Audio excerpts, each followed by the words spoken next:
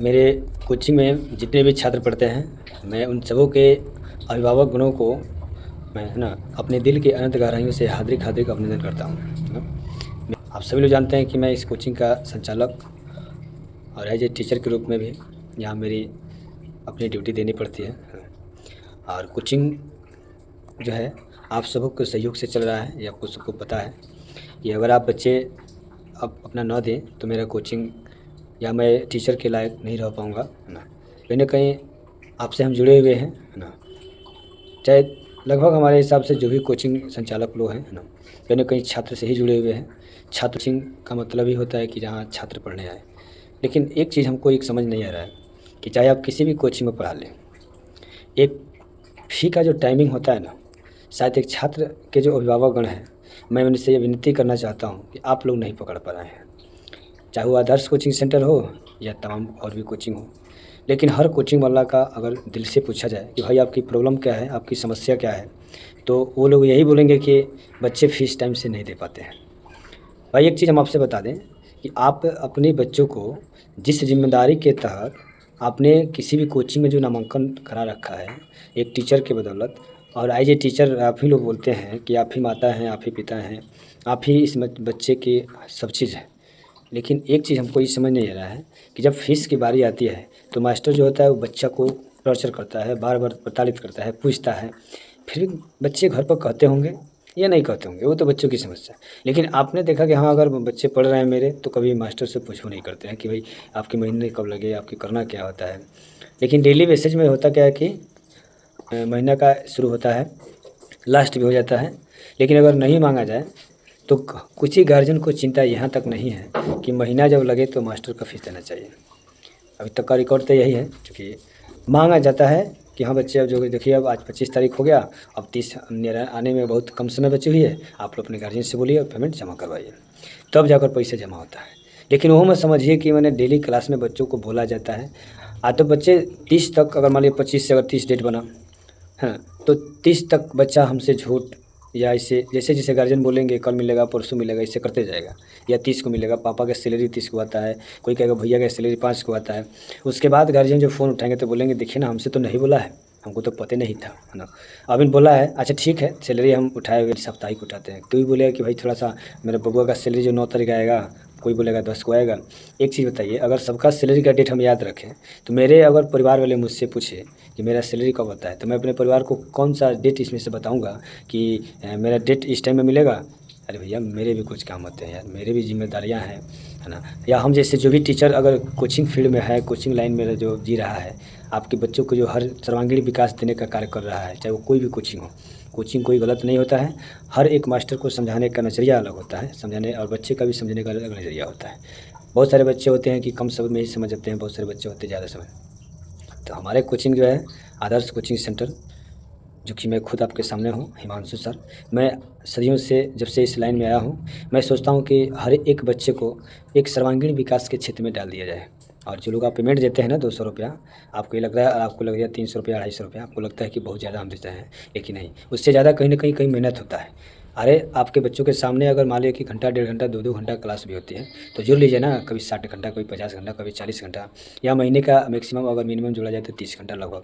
इतने बच्चे को दिया जाता है, 30 घंटा मिनिमम, मैक्सिमम में जोड़िएगा तो कभी-कभी ज़्यादा ही क्लास दे दिया जाता है। तो उसके तहत वो 60 घंटा का क्लास जो देना होता है, और उसमें आप उसके बदौलत आप मज़दूरी देते हो या ₹200, फिर भी वो टाइम से ना मिले, तो फिर मेरा भी कोई काम है कि नहीं?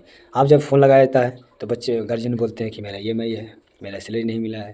तो ये बताइए कि सैलरी नहीं मिला है, आपकी सैलरी अगर हर हर सैलरी अगर मान लीजिए एक मंथ लेट हुआ, ठीक है, मान लीजिए 10 को मिला, आप ₹200 सुनिश्चित कर दें या एडवांस उसी टाइम में कोचिंग में कर दें, ताकि हर सैलरी आपका लेट मिले तो कोई दिक्कत ना हो, आपका हर मंथ वो डेट से पहले जमा हो जाए।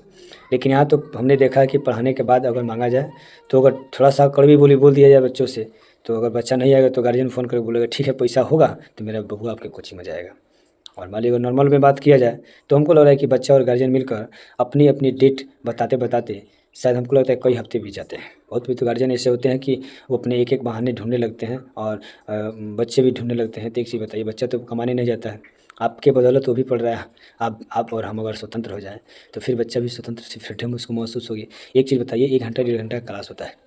उसमें अगर टीचर जो भी जिस भी कोचिंग का हो, अगर वो फीस की चर्चाएँ करने लगे, हर गार्जियन से बात माने करे, हर गार्जियन उसको डिस्टर्ब करे, फ़ोन करके बोले कल मिलेगा, परसों मिलेगा, फिर मास्टर बोले, "अरे! हम फीस किस लिए माँगते हैं? मेरा भी ज़िम्मेदारी नहीं है क्या? मेरे ऊपर कोई रिस्पॉन्सिबिलिटी नहीं है? आप लोग इस चीज़ को नहीं समझ रहे हैं।" अगर हम भी किसी कंपनी में काम करते होते, मेरे भी बच्चे पढ़ते हैं भाई, 3-3 बच्चे पढ़ते हैं, प्राइवेट स्कूल में पढ़ते हैं, उनका भी सैलरी देना होता है, रूम रेंट भी देना पड़ता है। अपनी ज़िंदगी का लाइफ़ जो भी आप लोग सुनाते हैं गार्जियन लोग, है ना? कि भाई मेरे यहाँ ये समस्या है, तो मेरे यहाँ भी समस्या है, ऐसी बात नहीं है। हर इंसान जो है दुःख से आप लोग की बदौलत हम लोग जीते हैं। और कोचिंग लाइन हो या कोई ना का फिक्स सैलरी है, ये सरकारी गवर्नमेंट जॉब नहीं है, प्राइवेट सेक्टर से हम भी काम करते हैं। और आप लोग जो किसी कंपनी में काम करते हो या किसी ठेकेदार के अंतर्गत काम करते हैं, है ना? या जो भी अपना प्राइवेट सेक्टर से या जो भी जिस फील्ड में काम करते हैं, मैं उन गार्जियन से ये निवेदन करता हूँ कि आप लोग एक चीज़ देखिए कि आपकी सैलरी फिक्स मिलती है। मेरी सैलरी आप लोग हो, जितने भी मेरे यहाँ छात्र-छात्रा पढ़ते हैं, सबसे मैं माँग करता हूँ, मैं माँग करूँगा तो ही मुझे पैसा मिलेगा। और मैं से है ना, पैसा को कलेक्शन करूँगा तब मेरा कोई काम होगा। और आपकी सैलरी फिक्स मिलती है या गवर्नमेंट स्कूल जो भी पढ़ाते हैं उनका फिक्स मिलती है। उनको पता है कि हाँ, ये मेरे चाहे वो 10,000 रुपये कहीं लगे हों या मान लीजिए कोई 15,000 रुपये लगे हों या किसी भी सैलरी, उनकी सैलरी फिक्स मिले। लेकिन मेरी सैलरी तो माँगने से होगा, तो माँगने वाले जी अपना डेट बताइए, तो मैं फिर हम अपना डेट कैसे बताएँ भाई? तो थोड़ा-सा गार्जियन से रिक्वेस्ट है कि आप लोग बच्चे पढ़ाना चाहते हैं किसी भी कोचिंग में या किसी स्कूल में, कोशिश कीजिए कि जो टीचर होते हैं ना उनको दिल मत दुखाइए, क्योंकि वो कोचिंग में वो पढ़ाने जाते हैं।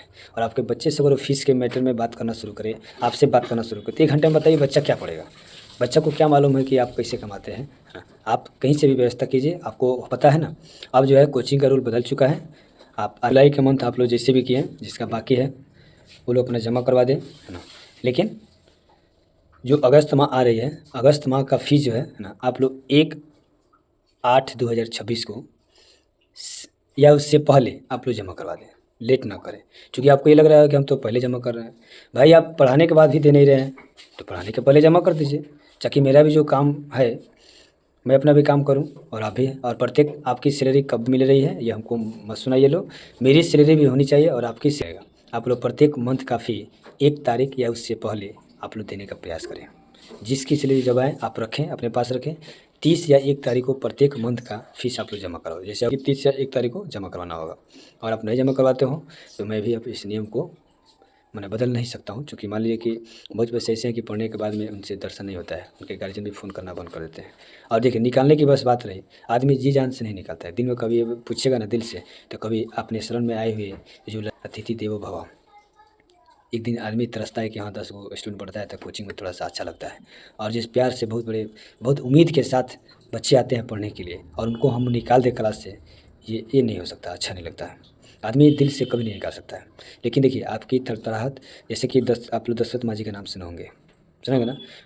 हॉस्पिटल में पहुँचने वाला रास्ता नहीं था, उस रास्ते में बहुत बड़ा 360 फीट लंबा और 30 फीट चौड़ा पहाड़ था, जो कि काटने के बाद वो रास्ता क्लियर होता है, तो कोई भी मरीज़ का जल्दी इलाज होता है और वो आदमी बच जाता है। हॉस्पिटल में उनके गाँव के मतलब बगल में था 90 किलोमीटर, तो वहाँ से वो रास्ता बहुत आसान हो जाता है। लेकिन किसी को ये पार नहीं लगता था, चाहे गवर्नमेंट का हो, चाहे कोई आदमी का कि हाँ इसमें थोड़ा-सा लग कर ये रास्ता को फेस कर दिया जाए कि गाँव वाला कोई भी आदमी की तबीयत खराब हो तो बढ़िया से इलाज हो। लेकिन दशरथ मांझी को जब उनकी पत्नी की तबीयत खराब हुआ और जब वो लेके जा रहे थे, तब वो दूर वाली रास्ता से गए तो उनकी पत्नी रास्ते में ही मर चुकी थी। हॉस्पिटल ये लगा कि कहीं न कहीं अगर रास्ता बढ़िया होता तो आज मेरी पत्नी मेरे साथ होती। उनको ये लगा कि अगर मेरी पत्नी चले जाने से मुझे कोई फ़र्क नहीं पड़ता है, लेकिन आने वाली पीढ़ी में अगर किसी की पत्नी अगर ऐसी जाती रहे या किसी के बच्चे जाएँ या किसी घर वाले अगर तबीयत ख़राब हो और बढ़िया से सही टाइम पे उसका उपचार ना हो और वो चले जाएँ, तो ये अच्छा नहीं। तो उन्होंने ज़िद किया और इस चीज़ को उन्होंने अपने अपने इस हादसे को, अपने दुखित बात को उन्होंने एक प्रतिज्ञा में तब्दील कर दिया और उन्होंने ये सोचा कि मैं छेनी हथौड़ी से लगभग इसको काट सकता हूँ। तो उन्होंने काटना प्रयास किया और लगभग 5-6 बरस काटने के बाद गाँव वाले अगल-बगल वाले लोग जुड़ने लगे, है ना? देखिए, कोई भी काम अगर हो, आप कोई काम करने से ही होता है, दुनिया में कोई काम इंसान से परे नहीं होता है ना? इंसान से बड़ा कोई काम नहीं होता है, वो काम करना होता है, ठीक है? तो लेकिन आपसे रिक्वेस्ट है, आपसे निवेदन है कि सभी गार्जियन सही टाइम पर फीस देना शुरू करें।